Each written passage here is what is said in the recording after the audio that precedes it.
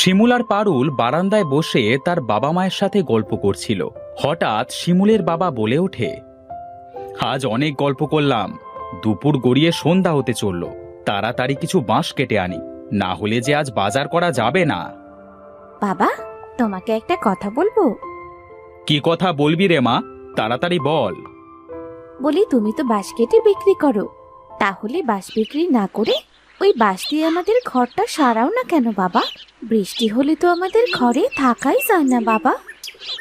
ঘর ঠিক করবার মতো যে আমার কাছে টাকা নেই মা।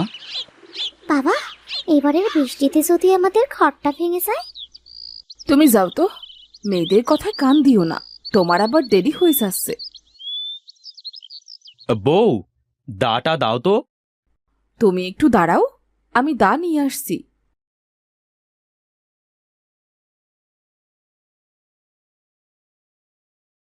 শিউলি ঘর থেকে দা এনে মনিরের কাছে দেয়। মনির দা নিয়ে জঙ্গলে চলে যায়।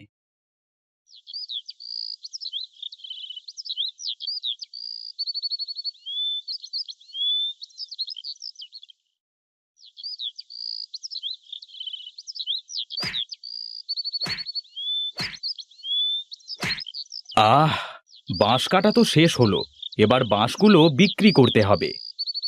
মনির বাঁশগুলো নিয়ে বাজারে যায়।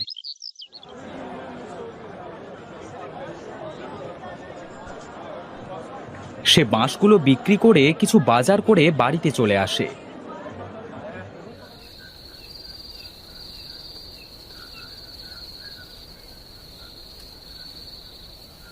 শিমুল, পারুল, খেতে আয় বলছি, তোদের বাবা তোদের জন্য বসে আছে।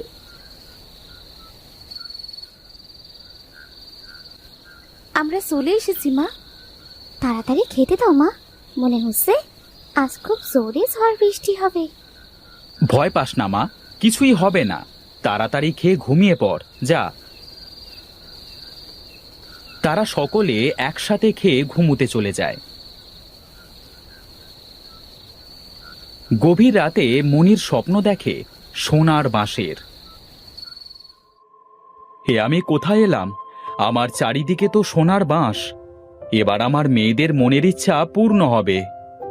এমন সময় অদৃশ্য কেউ কথা বলে ওঠে, এটা তোর বাড়ির পাশের জঙ্গল, এখান থেকে তোর যত ইচ্ছা সোনার বাঁশ নিয়ে যা। তুমি সত্যি বলছো? কিন্তু তুমি কে? সামনে আসো আমার। আমি তোর শুভাকাঙ্ক্ষী, আমাকে তুই দেখতে পাবি না, তুই তোর ইচ্ছে মতো সোনার বাঁশ নিতে পারিস এখান থেকে। আমার যে কি আনন্দ লাগছে, কতগুলো সোনার বাঁশ! এটা কি সত্যি? হ্যাঁ, এটা সত্যি। হোগো, তুমি এমন কেন বিড়বিড় করছো? ওঠো বলছি, কি হলো? ওঠো। কে কে কে কে কে ডাকছে আমাকে? ও, তুমি! আমার কত সুন্দর স্বপ্নটা তুমি ভেঙে দিলে। বাহিরে ঝড় বৃষ্টি হচ্ছে, আমি যে ভয়ে মরছি, না জানি কখন ঘরটা ভেঙে যায়, আর তুমি পড়ে আসো তোমার স্বপ্ন নিয়েই। তাই তো, বাইরে তো অনেক ঝড় উঠেছে, ঘরেও তো দেখে বৃষ্টি পড়ছে, কি হবে এখন? না জানি মেয়ে দুটো কি করছে। রাত যত বাড়ে, ঝড় বৃষ্টিও তত বাড়তে থাকে। প্রচণ্ড ঝড়ে মনিরদের ঘরের কিছু অংশ ভেঙে যায়।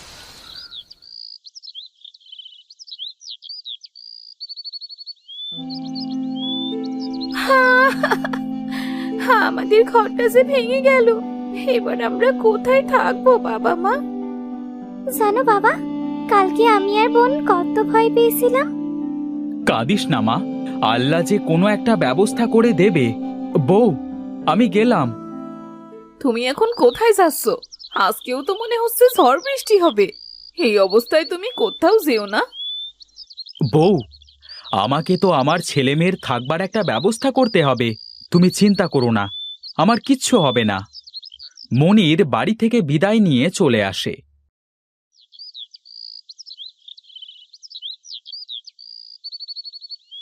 সে হাঁটতে হাঁটতে জঙ্গলের অনেক গভীরে চলে যায়। যে করেই হোক, আমাকে ওই সোনার বাঁশঝাড় খুঁজে বের করতেই হবে, কিন্তু কোথায় পাবো সোনার বাঁশঝাড়? এটা বলে মনির সোনার বাঁশঝাড়ের খোঁজে আবার হাঁটতে থাকে।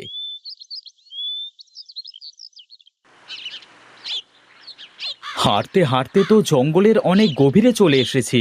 খুব পানি তৃষ্ণা পেয়েছে। এই গভীর জঙ্গলে পানি পাই কোথায়? ওই তো একটা নদী। এই গভীর জঙ্গলে নদী কোথা থেকে এলো? যাই, ওখান থেকে একটু পানি খাই।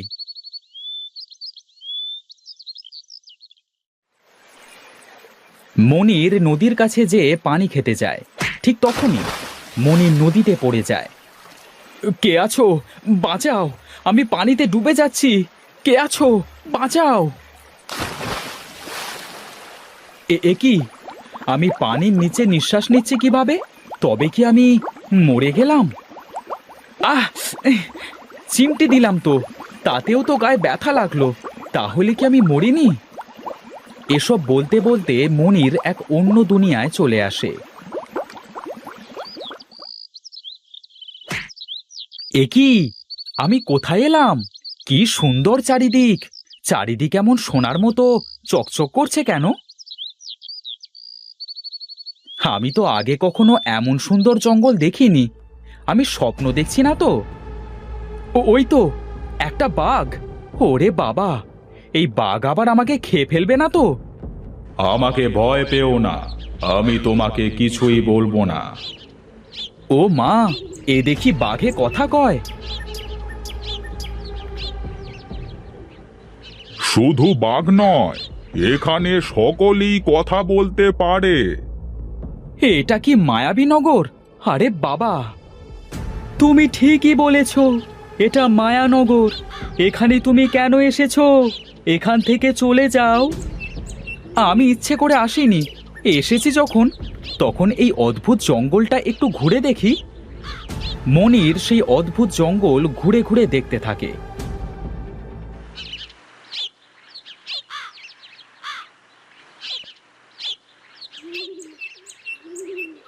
মনির হঠাৎ সোনার বাঁশঝাড় দেখতে পায়। ওই তো আমার স্বপ্নে দেখা সেই সোনার বাঁশঝাড়। আমার যে কি আনন্দ লাগছে, কি বলবো। বাঁশঝাড় থেকে সোনার বাঁশ নিয়ে সেটা বিক্রি করে আমি সুন্দর একটা ঘর বানাবো।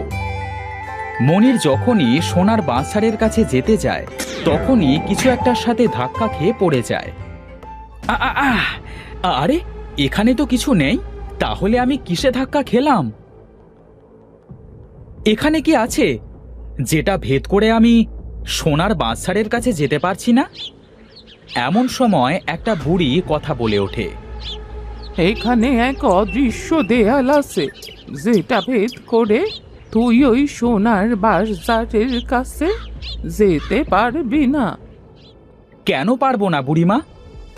কারণ এই দেয়ালটা আমি দিয়েছি, আর সবার ভালোর জন্যেই দিয়েছি। বুড়িমা, আমি যে অনেক গরিব। আমি বাঁশ কেটে তা বিক্রি করে সংসার চালাই। আমার যে সোনার বাঁশ খুবই প্রয়োজন।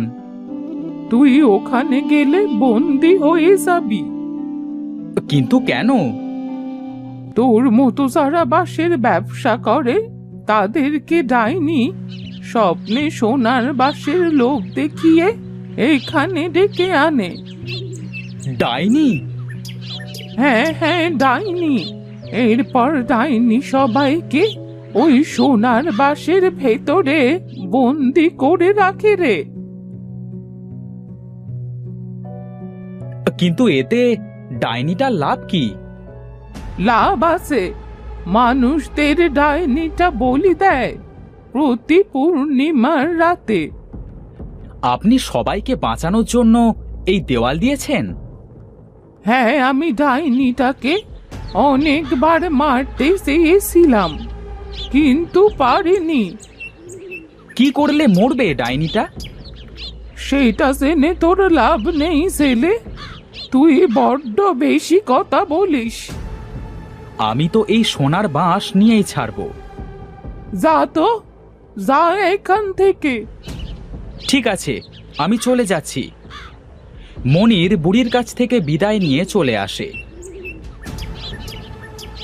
আর একটা গাছের পেছনে লুকিয়ে পড়ে। শয়তান ডাইনি, আমি তোকে কারো ক্ষতি করতে দেব না রে। তোর মনের ইচ্ছে আমি পূর্ণ হতে কিছুতেই দেব না। তার মানে বুড়িমা সত্যি বলছে? তোকে তো এই জাদুদণ্ড দিয়ে আমি মারবই। এই পৃথিবীকে আমি উদ্ধার করব। তার মানে বুড়ির জাদুদণ্ড দিয়েই মারতে পারবো ডাইনিটাকে। এরপর অনেক সময় কেটে যায়। বুড়িটা একটা গাছের গোড়ায় ঘুমিয়ে পড়ে। এই সুযোগ, এবার জাদুদণ্ডটা চুরি করতে হবে।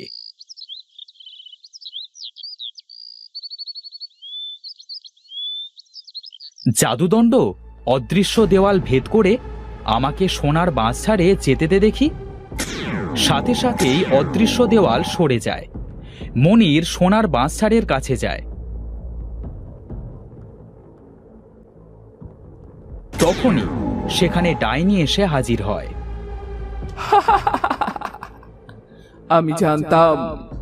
আমি জানতাম তুই আসবি। এবার তোকেও আমি সবার মতো মেরে ফেলবো। তুই আমায় বন্দি করতে পারবি না ডাইনি।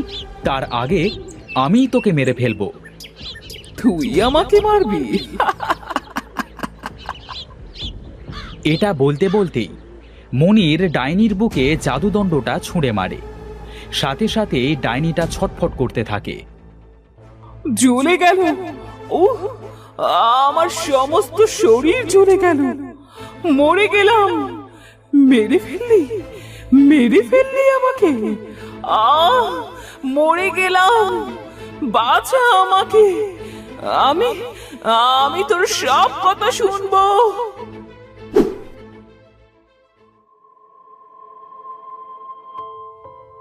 তোমাকে অনেক ধন্যবাদ ছেলে, ডাইনিটাকে মারার জন্য। না হলে সে আরো কত মানুষের প্রাণ যেত। ধন্যবাদ কেন দিচ্ছেন বুড়িমা? চলো, আমরা যারা বন্দি আছে আগে তাদের মুক্ত করি। ঠিক আছে, চলুন। বুড়ি আর মনির সোনার বাঁশ ছাড়ের কাছে যায়। মনির, আর তোর জন্য আমি সবাইকে মুক্ত করতে পেরেছি। তোর যত ইচ্ছে এখান থেকে সোনার বাঁশ নিয়ে যা। অনেক ধন্যবাদ আপনাকে বুড়িমা। বুড়িমা, আমাদের সকলকে উদ্ধার করার জন্য আপনার কাছে আমরা চির ঋণী হয়ে রইলাম। তোমাদের বাঁচিয়েছে এই মনির, ওকেই ধন্যবাদ দাও। সবাই মনিরকে অনেক ধন্যবাদ দেয়। মনির সোনার বাঁশ ছাড় থেকে কিছু বাঁশ নিয়ে বুড়ির কাছ থেকে বিদায় নিয়ে বাড়িতে চলে আসে।